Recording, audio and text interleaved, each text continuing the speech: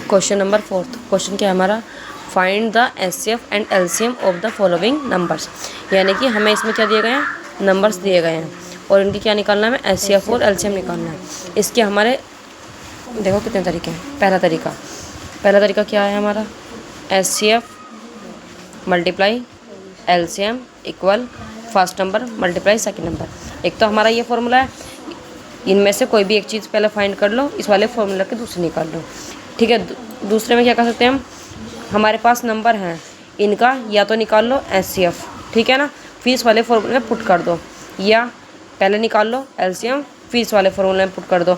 दोनों में से कोई भी एक चीज़ निकाल के इस वाले फॉर्मूले में पुट करके हमारी दूसरी चीज़ फाइंड हो जाएगी। ठीक है ना, तो देखो नंबर कौन कौन से हमारे पास, जैसे हमारा नंबर हुआ 174 और 261, ये हमारे पास नंबर है। तो हम सबसे पहले इनका क्या निकालेंगे, एचसीएफ निकालेंगे। तो एचसीएफ कैसे निकालते हैं, 174 के फैक्टर करो,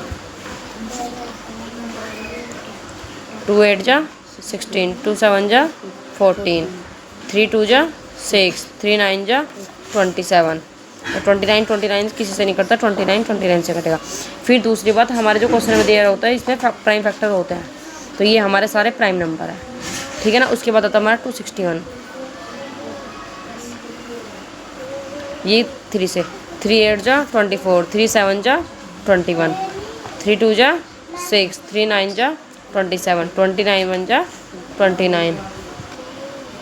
ठीक है ना, अब इनके फैक्टर लिखो, 174 के फैक्टर बन गए हमारे 2 × 3 × 29, 261 का हो गया 3 × 3 × 29।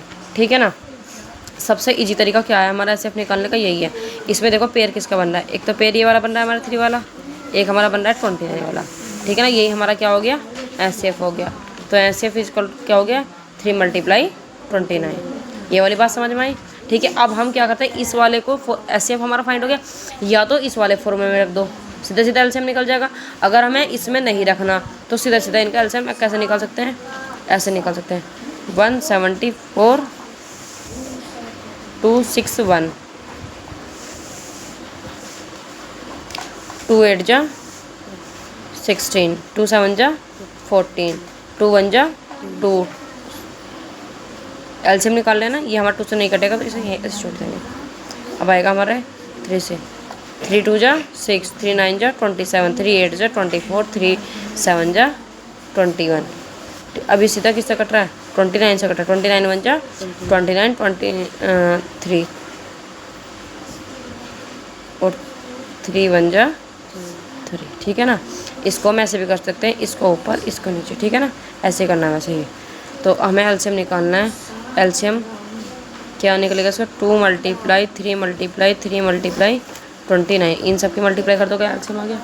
ठीक है ना, इसकी मल्टीप्लाई करके एलसीएम एक बार देख लो, 3 9 जा 27, 3 3 80, ऐसे हुआ है हमारा 87।